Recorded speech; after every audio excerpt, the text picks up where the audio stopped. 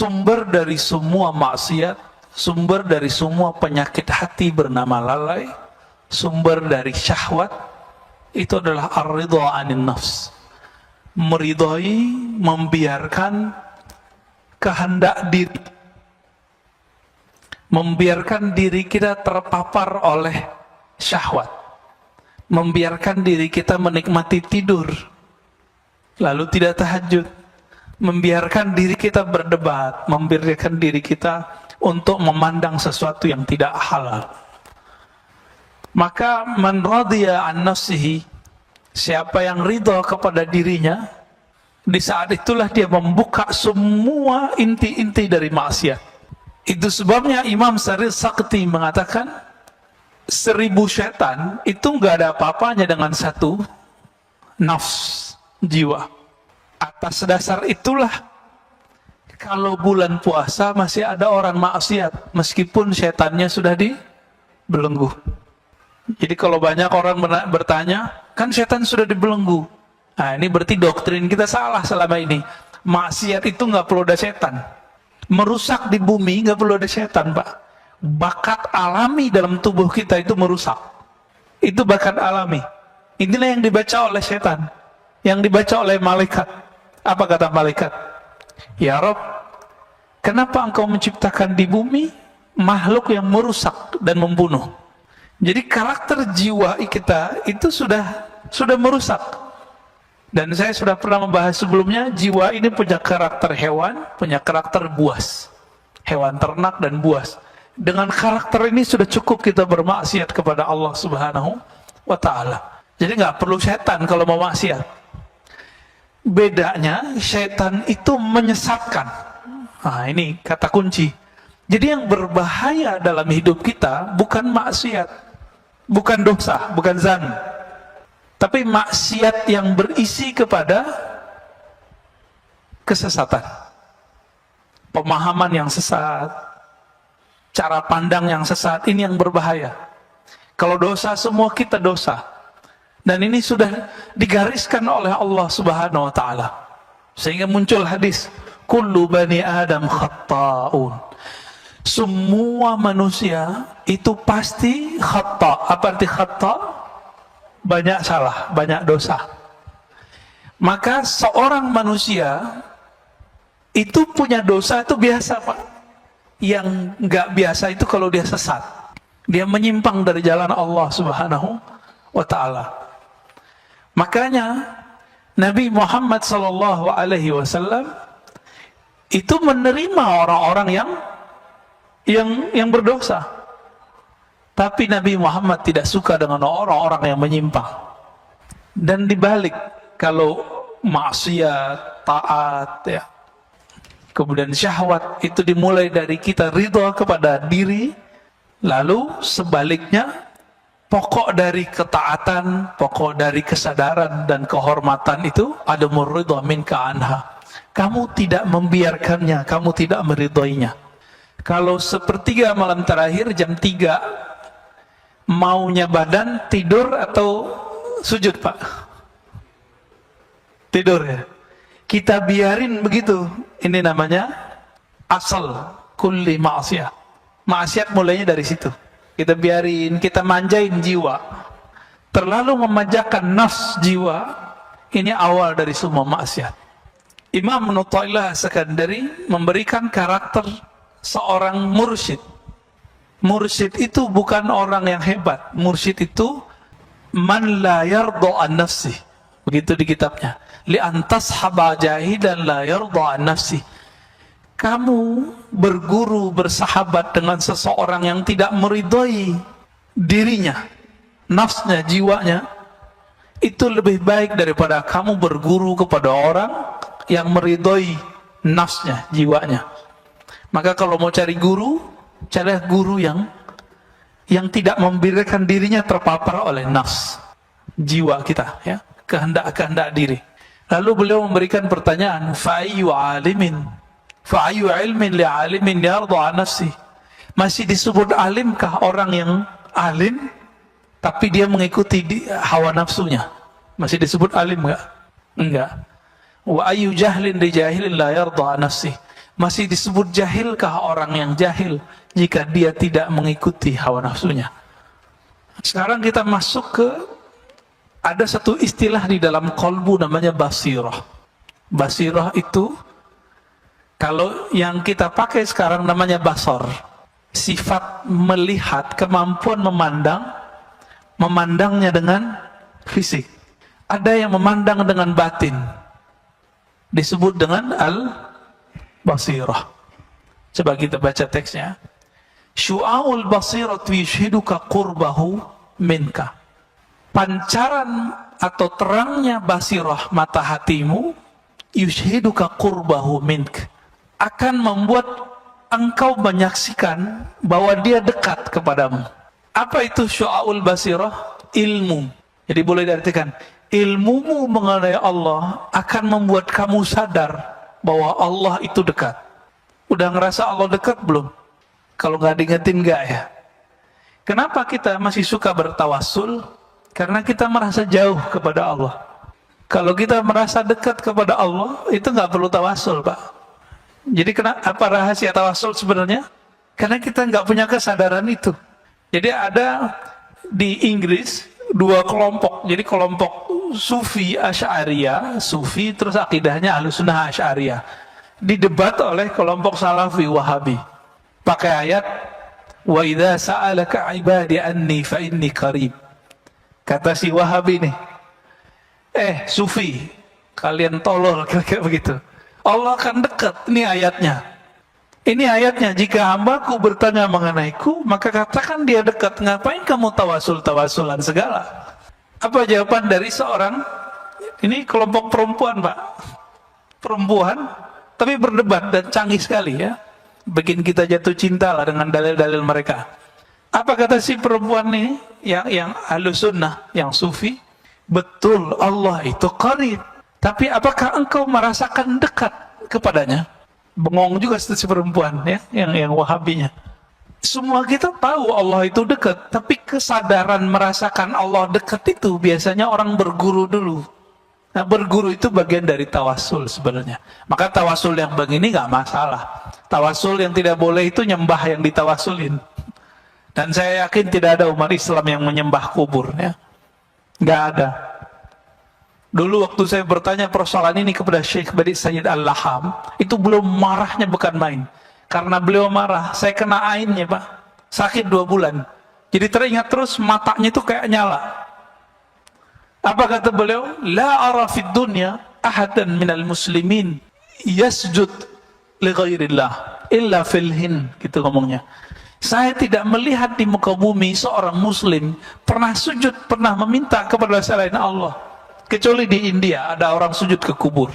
Itu bukan orang muslim murni, udah nyampur-nyampur kali agamanya. Jadi ini orang-orang Salafi Wahabi ini terlalu suudzon.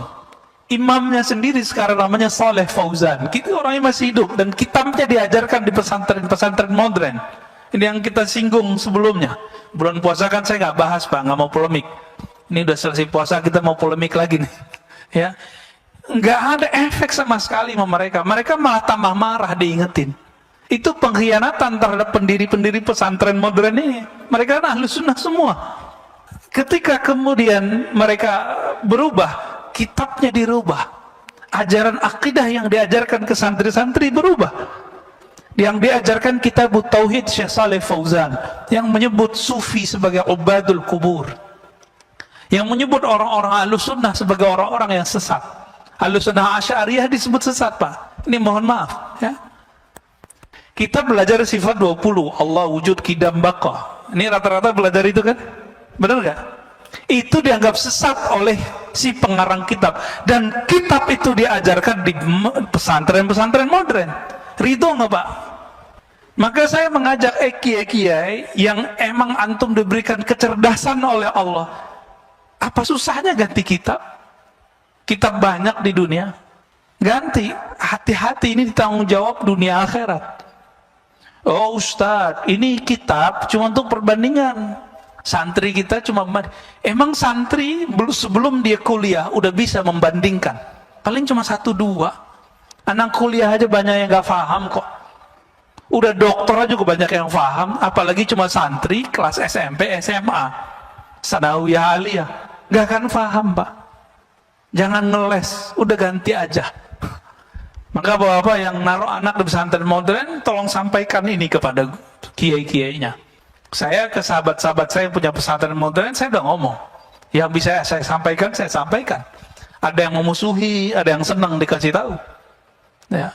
Ada yang bersyukur, diingetin. Bayangkan Pak Syekh Saleh Fauzan, itu di kitab Tauhid bilang, orang maulid itu menyerupai Nasrani. Menyerupai Nasrani kufur nggak? Kufur. Bahaya nggak nih? Bahaya. Ya, orang tawasul musyrik bagi dia.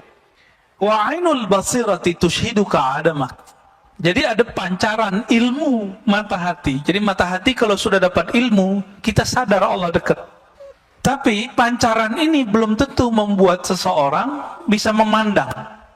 Jika basirahnya sudah bisa merasakan, memandang, tushhiduka adamak, maka ketika engkau mulai membuka mata hatimu, kata beliau, tushhiduka adamak, kamu akan merasakan bahwa dirimu itu tidak ada dibandingkan wujudnya. Jadi kita ini kalau nggak diwujudkan Allah, ada nggak? Nggak ada. Itu sebabnya seseorang yang faham bab ini, dia kalau berzikir la ilaha illallah, makna yang muncul adalah la fa'ila illallah. Apa artinya? Tiada yang berbuat kecuali Allah. Yang berbuat ke dalam diri kita, yang berbuat kepada anak, istri, keluarga, teman, negara kita, bahkan yang terjadi sekarang di Palestina, yang terjadi sekarang di Saudi, di negeri kita, itu nggak akan terjadi kecuali Allah yang pada hakikatnya yang menggerakkannya. Pandemi sekarang, izin Allah atau bukan? Izin Allah. Ridho nggak? Ridho ya. Pak Mirwan kemarin sakit ya? Kenapa? Kena COVID? Waduh, kena COVID juga. Kalau mas sebelah dibilang munafik Pak. Ya, orang COVID disebut munafik. Saya di WA oleh seseorang, dia bilang, si Anu meninggal kena COVID, dia munafik. Allahu Akbar. Saya doain dia kena COVID. Ya, biar tahu rasa. Ini COVID kalau tidak datang ke orang, dia nggak nanya dulu, ente munafik nggak? Nanya nggak dia? Dia nggak nanya Pak. Kena aja. Dari dulu di masa sahabat Rasulullah sudah banyak sahabat-sahabat yang kena virus. Disebut ta'un. Bukan berarti mereka ini munafik. Tapi setiap sahabat merasa dirinya munafik. Tuh, sahabat Nabi merasa munafik, masa antum merasa suci? Maka kalau dituduh orang munafik, katakan betul saya munafik. Ini yang sering saya sebut ya. Dalam Sahih Imam Muslim disebutkan bahwa Al-Hasan Al-Basri berkata, para sahabat dulu tidak ada satupun yang menganggap dirinya ala imani Jibril. Imannya itu setinggi imannya Jibril. Nggak ada. Maka dia khawatir dirinya terjebak kemunafikan setiap saat. Ini bagian dari meridhoi diri sendiri. Ada penyakit yang berbahaya, ujub fil ujub. Ujub dalam keujuban, ujub dalam keikhlasan. Apalagi itu ujub. Ujub artinya kagum kepada diri sendiri. Bapak mohon maaf ya, yang setiap malamnya bisa tahajud, bisa qiyamul lail kemarin, itu sedikit di kolbunya ada merasa kagum. Wah keren juga nih, gitu ya. Bisa tahajud setiap malam. Itu ujub Pak namanya. Ujub dalam ketaatan. Ujub dalam keikhlasan. Itu bisa merasa ikhlas. Merasa ada berjuang. Dan ini bisa menghinggapi orang-orang yang berilmu dan beramal. Baik beramal pribadi atau amal sosial. Termasuk ngurus masjid ini bisa ujub, hati-hati pengurus. Kalau terbesit di hati, kalau bukan karena saya nggak jadi, itu ujub tuh dah. Dan ini wajib diistighfarkan dan ditobatkan. Tobatnya tobat batin. Batinnya yang ditobatkan. Astagfirullah, ya Allah aku minta ampun dari dosa ujub. Ini lebih susah bersihinnya daripada dosa maksiat. Dosa mata jelalatan tuh gampang Pak, pakai subhanallah 100 kali hapus. Tapi kalau yang ini bertambah amal, dia bertambah ujub. Maka sebelum beramal, bersihkan dulu itu dengan istighfar dan tobat. Oleh karena itu, guru-guru kita mengajarkan salat tobat setiap hari. Dibidahin lagi sama teman kita. Sholat tobat itu dikiaskan kepada orang yang masuk Islam sholat. Itu sholat tobat sebenarnya. Ya. Jadi kalau sudah terbuka mata hati, lalu bisa memandang, yang dipandang di alam semesta bukan fisiknya, yang terlihat adalah campur tangan Allah Subhanahu wa Ta'ala. Wa haqqul basirati syurka wujudahu la adamaka wa la wujuda. Kalau kita punya ilmu tentang Allah, kita merasa Allah dekat. Kalau mata batin dibuka oleh Allah, kita merasa bahwa Allah yang berbuat di alam semesta. Jika hakul basirah disebut hakul yakin, yang pertama ilmu yakin, yang kedua ainul yakin, yang ketiga disebut hakul yakin, keyakinan yang sudah hak, disebut juga hakul basirah, sudah masuk ke dalam diri kita. Apa yang terjadi? Yushhiduka wujudahu, Allah akan tampakkan bahwa dia benar-benar ada, sehingga kamu tidak merasa ada dan juga tidak merasa tiada. Ini maksudnya apa itu kalimatnya? Kita nggak merasa ada dan nggak merasa tiada. Jadi kalau yang level 2 kita merasa tiada. Merasa tiada berarti masih ada perasaan dong. Nah, perasaannya ini sendiri hilang. Perasaannya pun hilang. Inilah yang terjadi kalau orang begini, rasa di kolbunya menguasai otaknya, lalu turun ke lidahnya, jadilah seperti Al-Hallaj. Apa kata Al-Hallaj? Ma fi jubbati ilallah, dalam jubahku hanya ada Allah. Dia lagi sakar, lagi mabuk. Mabuk bukan karena wine, mabuk karena cahaya-cahaya ma'rifat meliputi dirinya. Orang lagi kasmaran jatuh cinta nggak? Lagi kasmaran jatuh cinta, ketika jatuh cinta kepada pasangannya, setiap kali melihat perempuan atau laki-laki lawan jenis, itu dia merasa ada wajah pasangannya di situ. Saya waktu dulu pernah senang sama seseorang, itu ketika bercermin gak kelihatan muka saya, Pak. Percaya nggak? Saya ngeliat muka dia. Apakah di cermin itu muka dia? Enggak. Jadi pikiran kita ketutup oleh rindu kepadanya. Itu rindu ke makhluknya bisa begitu, Pak, apalagi kepada Khalik. Ini yang terjadi pada salah satu wali di Jawa, Syekh Siti Jenar. Jadi kalau antum sudah faham apa yang terjadi pada Syekh Siti Jenar, maka jangan kafirkan Syekh Siti Jenar. Dia sedang tenggelam dalam lautan keesaan Allah Subhanahu wa Ta'ala, sehingga dia nggak menyaksikan dirinya ada ataupun tiada, nggak ada dirinya. Ini juga yang terjadi pada Imam Abu Yazid. Abu Yazid ini lagi zikir subhanallah, subhanallah, berubah, Pak. Dia nggak memandang lagi yang berbicara ataupun yang dibicarakan. Di saat itu Allah meminjam lidahnya. Subhani, subhani, maha suci aku. Itu bukan Abu Yazid yang maha suci, tapi Allah meminjam lisan Abu Yazid. Namun ada ulama yang ketat, dia menghindari itu terjadi pada dirinya. Itu lebih sempurna, yaitu Al-Qutub Ar-Rabbani Sultanul Aulia Sayyidi Syekh Abdul Qadir Al-Jilani. Itu dia nolak kejadian-kejadian begitu. Jadi dia bisa filter dirinya. Makanya kesempurnaan kewalian beliau lebih tinggi dari semua wali-wali yang ada di dunia selain sahabat-sahabat Rasulullah, ya. Disebutlah beliau Sultanul Aulia, rajanya para wali. Rajanya para wali. Dan itu dikabarkan bahkan beliau masih belum lahir. Udah lahir, masih remaja, dikabarkan oleh gurunya Yusuf Al-Ahmadani. Ya. Itu dikabarkan, ya. Kana Allah wala syai'a ma'ah. Allah itu ada, wala syai'a ma'ah. Tidak ada sesuatu pun bersamanya. Wa huwal an ala ma alaikan. Dia sekarang, dia dulu sama. Dia dulu sendiri atau bersama? Dia dulu di atas aras atau nggak ada aras?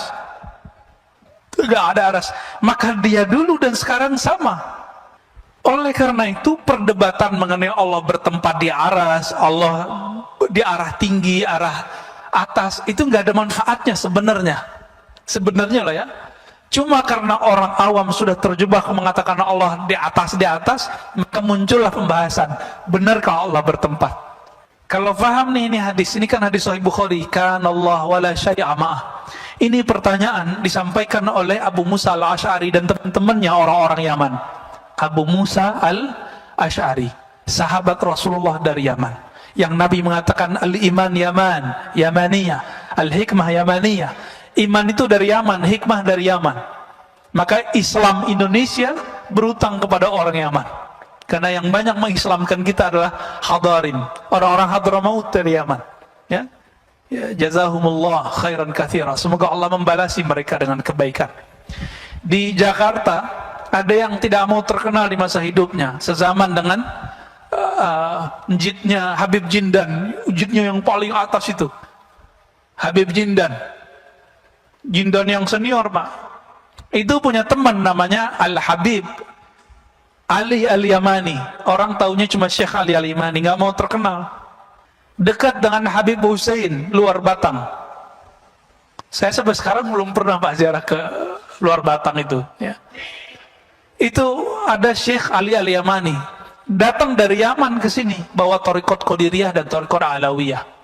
Ya, nggak dikenal orang, tapi Habib Jindan dikenal sama beliau. Itu kalau nggak habaib bisa dicek, Pak, ceritanya.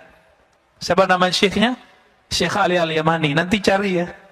Namanya Syekh Ali Al-Yamani, yang suka ziarah-ziarah ke sana. Syekh Ali Al-Yamani penjaringan. Ini kelompok habaib juga. Ya, keturunan dari Yaman juga.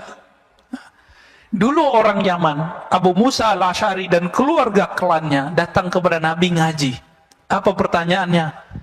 Kaifa kana Rabbuna? Wahai Rasulullah, Allah dulu gimana sih? Gitu. Sebelum alam ini tercipta, Allah dulu gimana? Apa jawaban Nabi? Kana Allah, dipakai hadis ini. Kana Allah wala syai'a ma'ah.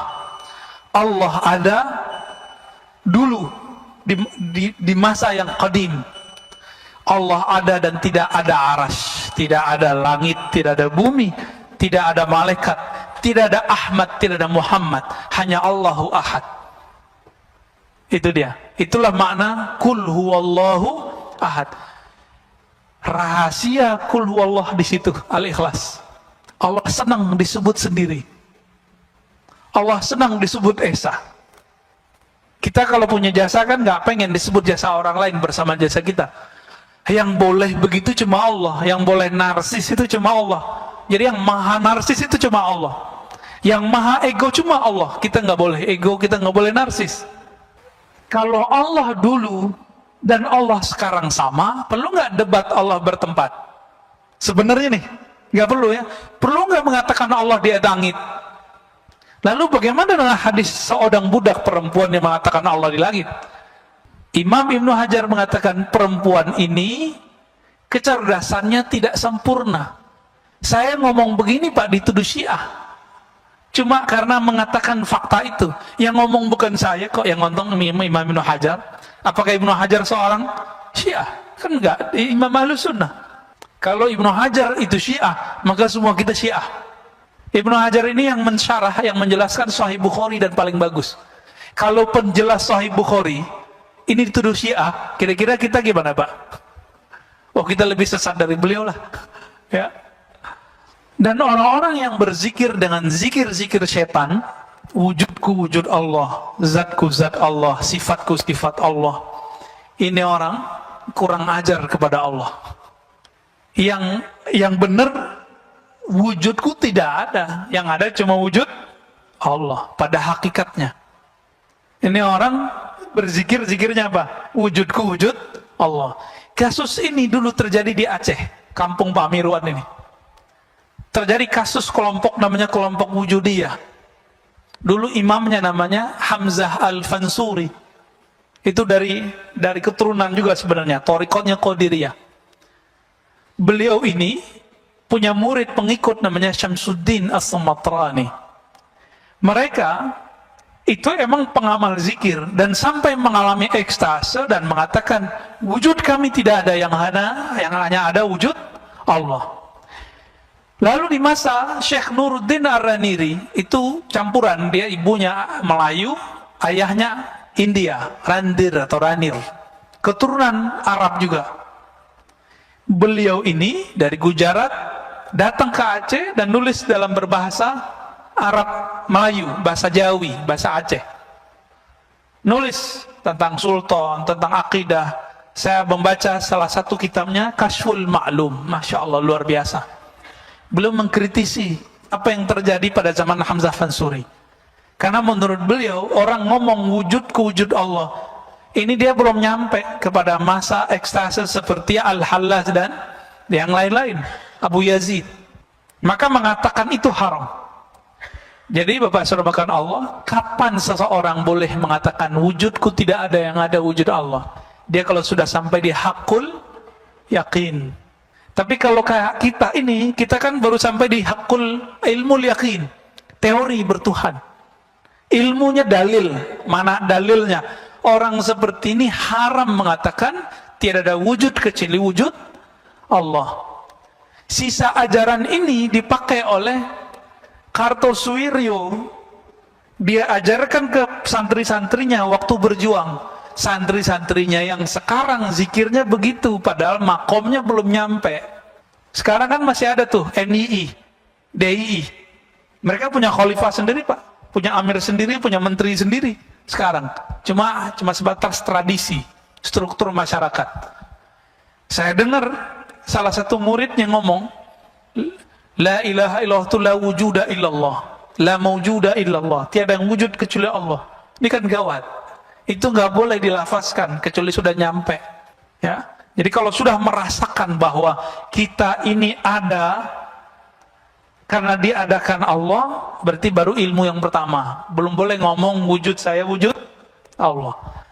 Kalau yang kedua, yang berbuat hanya Allah. Yang ketiga, tiada wujud dan tiada juga ketiadaan itu kecuali hanya Allah Subhanahu wa ta'ala. Semoga pusing.